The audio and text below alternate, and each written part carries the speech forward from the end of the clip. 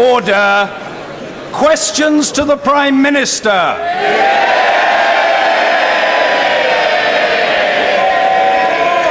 Mr. Danny Kinahan. Question 1, please, Mr. Speaker.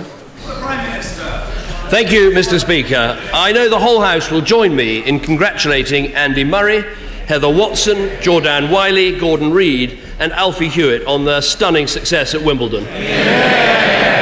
Mr. Speaker, this morning I had meetings with ministerial colleagues and others. Other than one meeting this afternoon with Her Majesty the Queen, the diary for the rest of my day is remarkably light. Danny Kinahan. Thank you very much, Mr. Speaker, and may I echo the Prime Minister's congratulations to Andrew Murray and all the other winners. But may we thank the Prime Minister for all his hard work and his leadership, and particularly his commitment to the Union and to Northern Ireland, visiting it often and swimming in Lough Erne, and maybe he'd like to come and swim in Lough Neagh. We look forward, the Ulster Unionist Party, to working with the next Prime Minister. And I'm told that there are lots of leadership roles out there at the moment. There's the England football team. There's Top Gear. There's even across the big pond a role that needs filling. Well, first of all, let me thank the honourable gentleman for his kind remarks and fascinating suggestions for future jobs. I think most of which sound even harder than this one, but so I think I'll pass. Jack Lepresti. Thank you, Mr. Speaker, and I'd like to also pay tribute to my honourable friend and all the hard work he's done leading this great country for the last few years. Jeremy Corbyn. Thank you, Mr. Speaker. Could I start by joining the Prime Minister in paying tribute to the British winners at Wimbledon? Andy Murray, Heather Watson, Jordana Wiley, Alfie Hewitt and Gordon Reid. And also, I think it'd be nice if we congratulated Serena Williams on her fantastic achievement as well.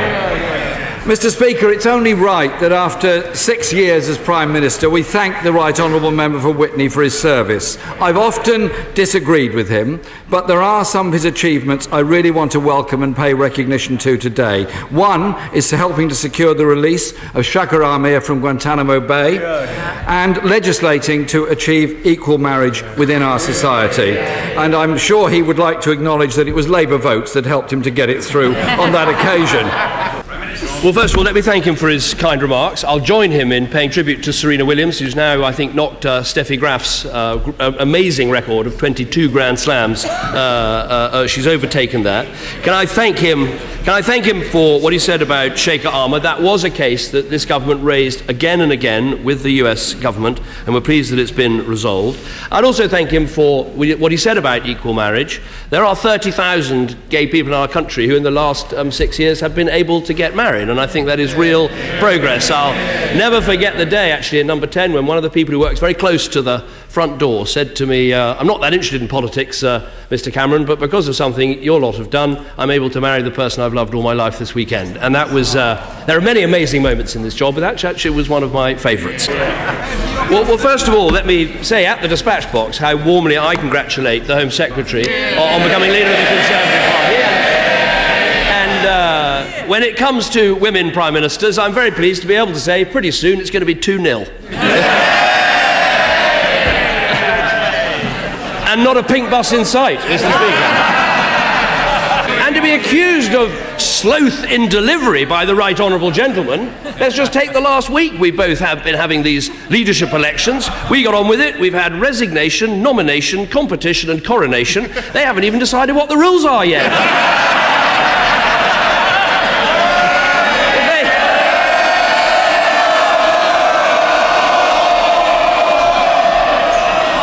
Got into power, it'd take them about a year to work out who would sit where. Jeremy Corbyn. Democracy is an exciting and splendid thing, and I'm enjoying every moment of it.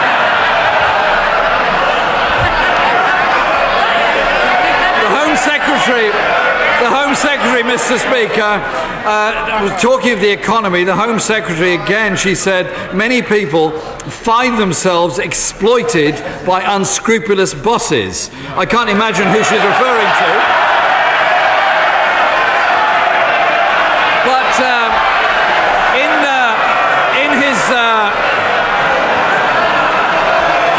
in his handover discussion.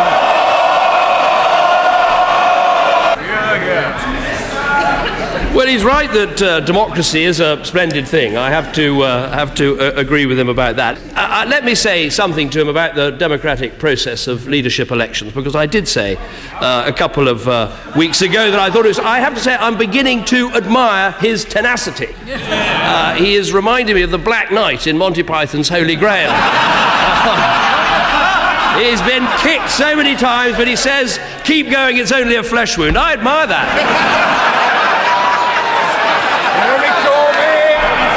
Mr. Speaker, I would like the Prime Minister to address another issue that the House voted on last week. And I've got a question from Nina, who said... No, hang on. Yeah. It's a question from somebody who deserves an answer. And she says, I would like to know if there is any possibility that a European Union citizen who has lived in Britain for 30 years can have their right of permanent residence revoked or deported depending on the Brexit negotiations. There has been no clear answer to this question. It is one that worries a very large number of people, and it would be good if in his last question time the Prime Minister could at least offer some assurance to those people.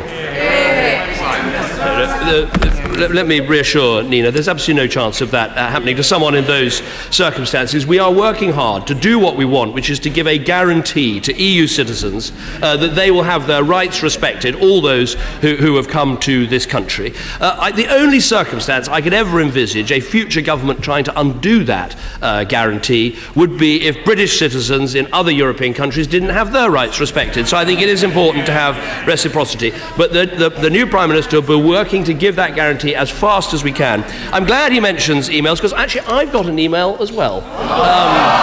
Now, I got this, I'm not making this up, I promise. I got this on the 16th of September 2015 from someone called Judith, and she said this: please keep dignity and not triumphalism during the first PMQs today with Jeremy Corbyn. And she gave this reason. She said, because Tom Watson, who may oust Jeremy Corbyn, is a very different kettle of fish. He's experienced, organised, and far more dangerous in the long term. She goes on, so sensible, sober, polite answers to Mr. Corbyn. Let him create his own party disunity. After this is over, I've got to find Judith and find out what on earth happens next. Jeremy Corbyn! Mr. Speaker, I've had the pleasure of asking the Prime Minister 179 questions. And thank you. Well, there are plenty more to come to his successor. Don't worry about that. But before I ask him the last question, could I just put it on record and wish him well as he leaves this office, and also to wish his family well, Samantha and their children, because I think we should all recognise that whilst many of us really do enjoy our jobs and our political life, it's the loved ones nearest to us and our families that actually make enormous sacrifices that we may be able to do this. So I'd also like him to pass on my thanks to his mum for her advice about ties and suits and songs. It's extremely kind of her, and I'd be grateful if he'd pass that on to her personally. And I'm reflecting on the lesson that she offered. But I've got one rumour that I want him to deal with. There's a rumour going round that his departure has been carefully choreographed so he can slip seamlessly into the vacancy created this morning on Strictly by Len Goodman's departure. Is that his next career? I don't really have a paso doble, so no, I can promise that is not the case. Let me say to him, first of all, thank you for the kind remarks and the good wishes to my amazing wife Samantha and my lovely children, who are all watching from the gallery today. He's absolutely right. The pressure is often bears hardest on those we love around us in these jobs. And let me send my best wishes to his family as well. I've done a bit of research, Mr. Speaker. I have addressed 5,500 questions from this dispatch box. I'll leave it for others to work out how many I've answered. Because of your belief in letting everyone have their say, I think I've done a record of 92 hours of statements from this dispatch box, as well as some very enjoyable liaison committee appearances and other things. I will certainly send his good wishes back to my mother. He seems to have taken her advice and is looking absolutely splendid today. But it gives me the opportunity to put a rumour to rest as well, even more serious than the Strictly Come Dancing one. And he'll appreciate this because El Gato, his cat, is particularly famous. And the rumour that somehow I don't love Larry. I do. And I have photographic evidence to prove it. Sadly, I can't take Larry with me. He belongs to the house and the staff love him very much, as do I. Mr. Peter Lilly.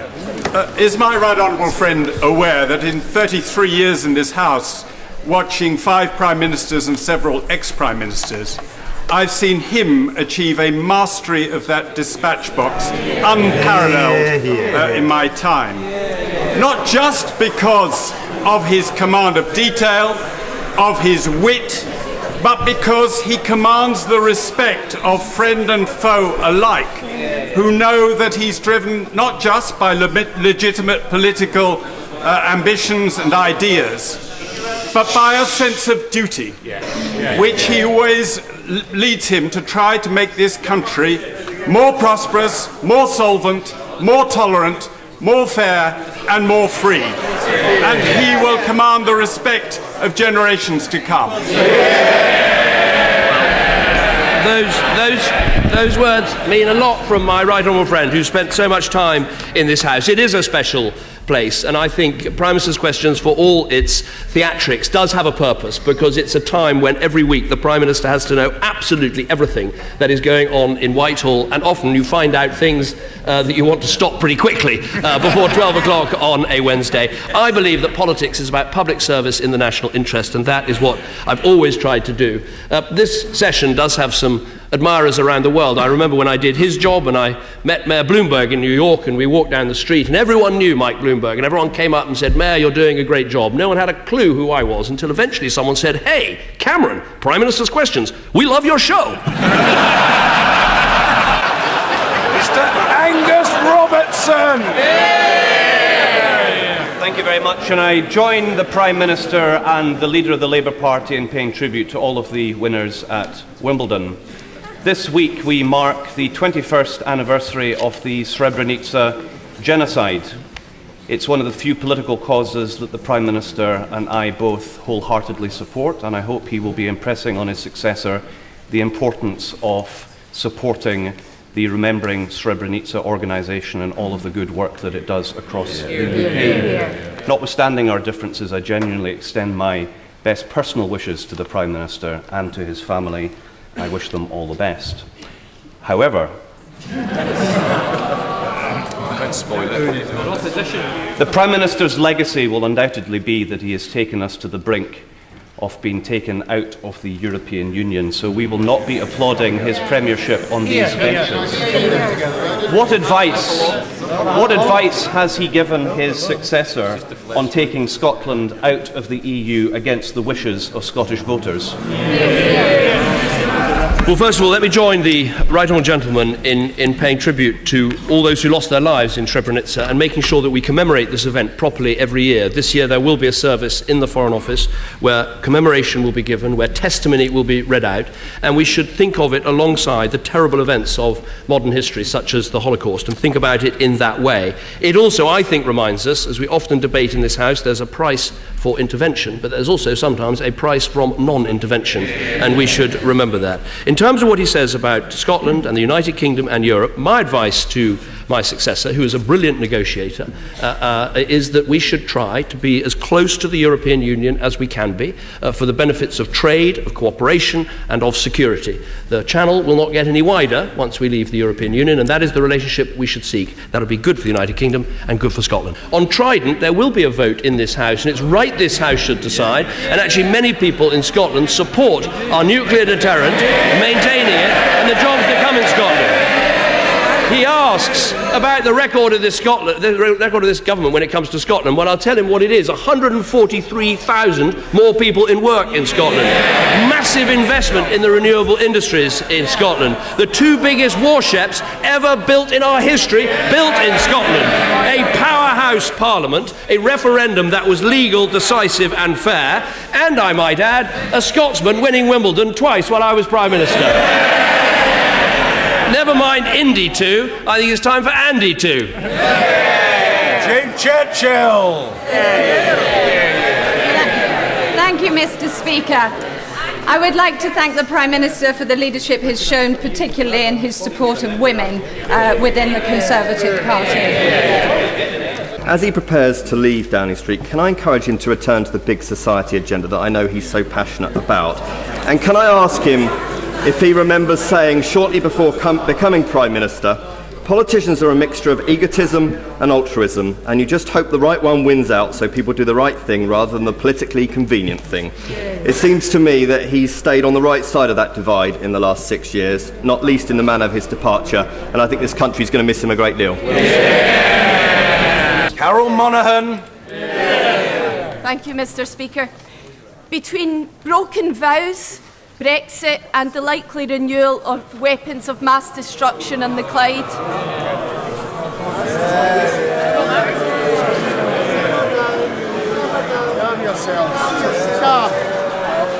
The Prime Minister has done more for Scottish independence than many of us on these benches could ever hope to do. So, as he contemplates a move to Aberdeenshire, could the Prime Minister now make his commitment to Scottish independence official by visiting smp.org/join?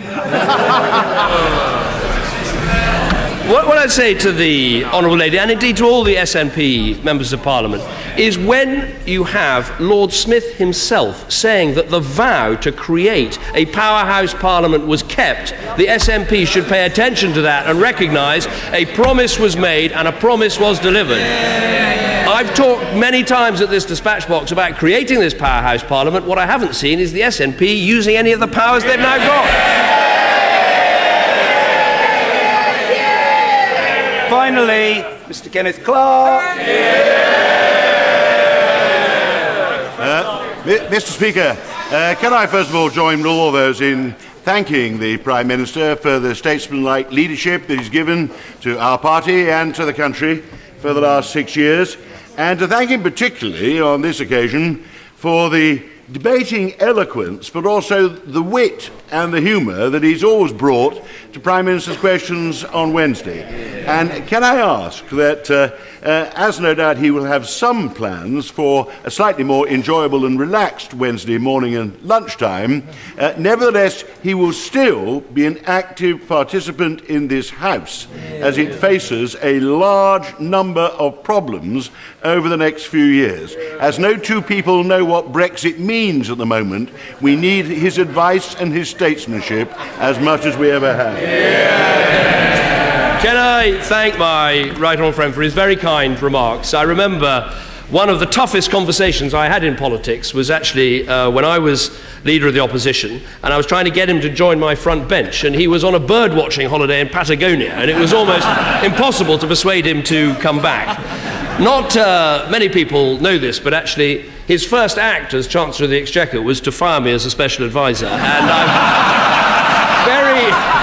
I'm I'm very proud of the fact that one of my first acts was to appoint him to my cabinet in the coalition government, and I know the then Deputy Prime Minister will join me in saying that he provided great wisdom, great thoughtfulness, great ballast at a time of national difficulty in the advice that he gave us. He's not always the easiest person to get hold of. We've tried. Tory modernisation has never quite got as far as getting Ken Clarke to carry a mobile phone. He did briefly have one, but he said the problem is people keep ringing me on it. And we had to move, I seem to remember, in opposition, we had to move our morning meeting to accommodate his 9 o'clock cigar. But I will watch these exchanges from the backbenches. I will miss the roar of the crowd. I will miss the barbs from the opposition. But I will be willing you on. And when I say willing you on, I don't just mean willing on the new Prime Minister at this dispatch box, or indeed just willing on the front bench defending the manifesto that I helped to put together. But I mean willing all of you on, because people come here with huge passion for the issues they care about. They come here with great love for the constituencies that they represent. And also willing on this place. Because yes, we can be pretty tough and test and challenge our leaders, perhaps more than some other countries, but that is something we should be proud of, and we should keep at it.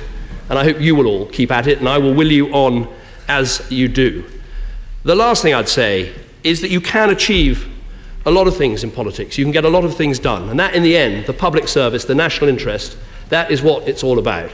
Nothing is really impossible if you put your mind to it. After all, as I once said, I was the future once.